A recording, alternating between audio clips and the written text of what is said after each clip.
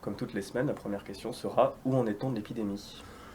Nous, ici à Marseille, on voit qu'elle est en train de disparaître avec un seul cas hier détecté, malgré le fait qu'on ait testé plus de 1200 cas. Donc on voit bien que les choses sont en train de s'arrêter.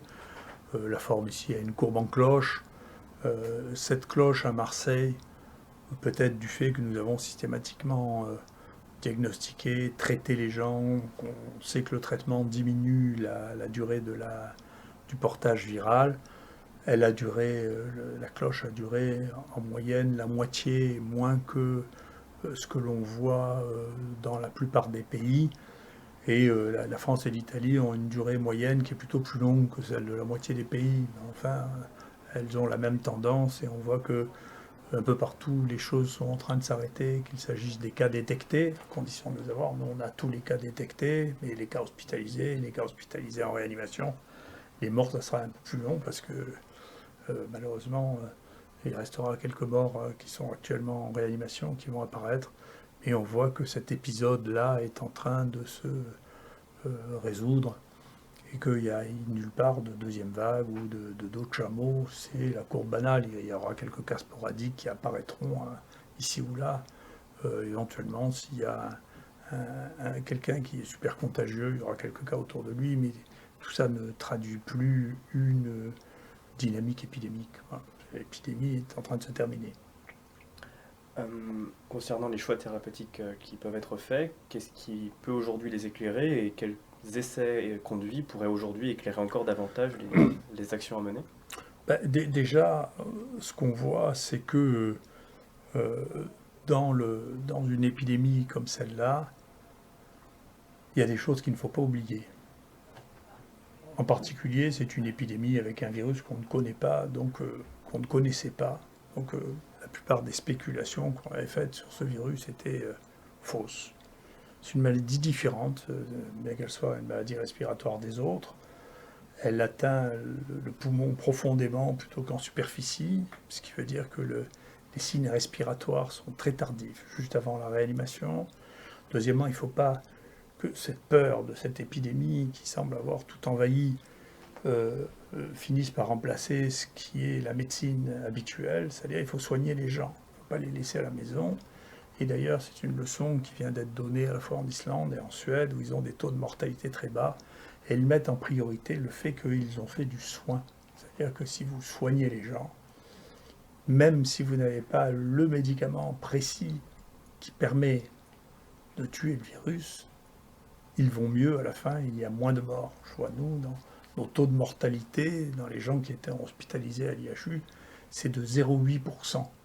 Alors si vous utilisez en plus le traitement dont on pense qu'il marche le mieux, vous diminuez encore cette mortalité, en particulier chez les sujets les plus vulnérables. Mais déjà, le fait de s'occuper des gens, de les traiter, de leur donner de l'oxygène quand ils ont besoin, de les surveiller, là en l'occurrence, il fallait donner des anticoagulants, parce que cette maladie donne des troubles de la coagulation, d'observer au fur et à mesure, de soigner les gens. On ne peut pas, dans une épidémie, dire on ne soigne pas les gens.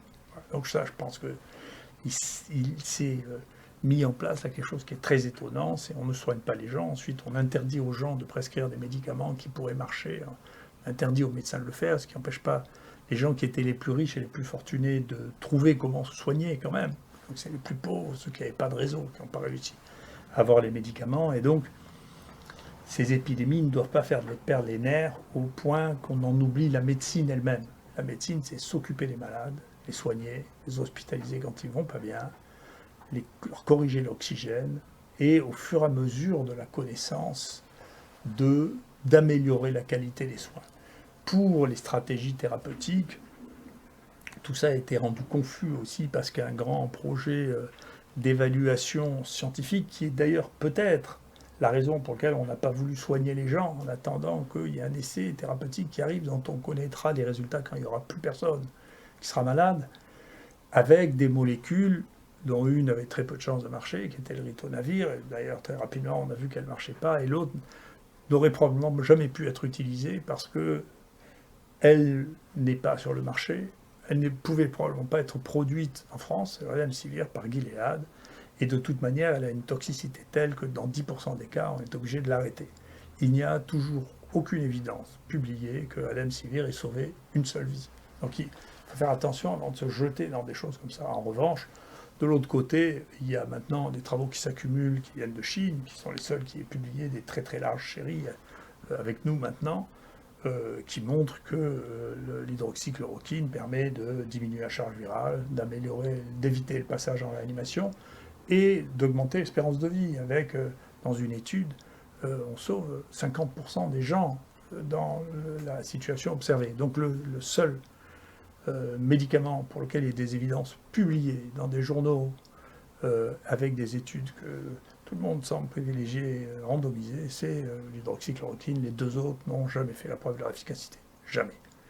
Donc, pour remettre un peu les choses, le truc, je sais bien que c'est les journalistes maintenant qui font les analyses scientifiques, mais c'est pas comme ça. Voilà.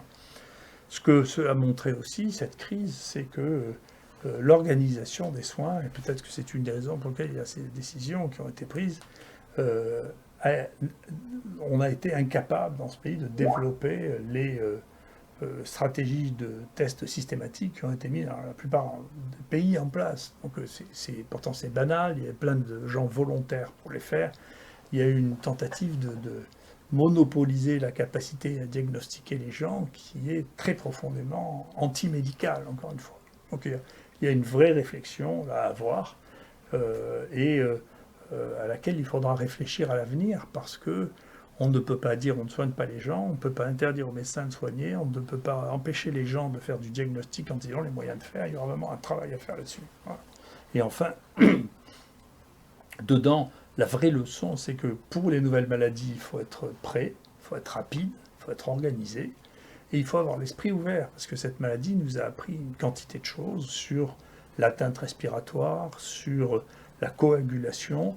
Maintenant, ce qu'on est en train de voir, est-ce qu'il va falloir organiser, c'est l'existence de séquelles, en particulier de fibroses, qui sont un nombre qui n'est pas du tout négligeable. Nous, maintenant, ce que nous allons faire maintenant, ce que nous sommes en train de faire maintenant, c'est faire un plan pour détecter le plus tôt possible les gens qui vont faire des fibroses, parce qu'à des stades précoces, il y a des thérapeutiques qui sont susceptibles d'être mises en place, et que, compte tenu de la population considérable de gens qui ont été infectés et non diagnostiqués, je ne sais pas comment on pourra avoir accès à ces gens qui n'ont pas été diagnostiqués et qui ont fait cette maladie et qui vont peut-être évoluer vers la fibrose. Donc c'est un autre point sur lequel il faudra certainement qu'il y ait une réflexion faite pour savoir quelle est la meilleure stratégie. Donc j'espère qu'elle sera plus proche en tout cas de ce que je crois être la bonne manière de faire que ce que cela a été jusqu'à présent, puisque mes premiers conseils n'ont pas été suivis de beaucoup d'effets. Merci.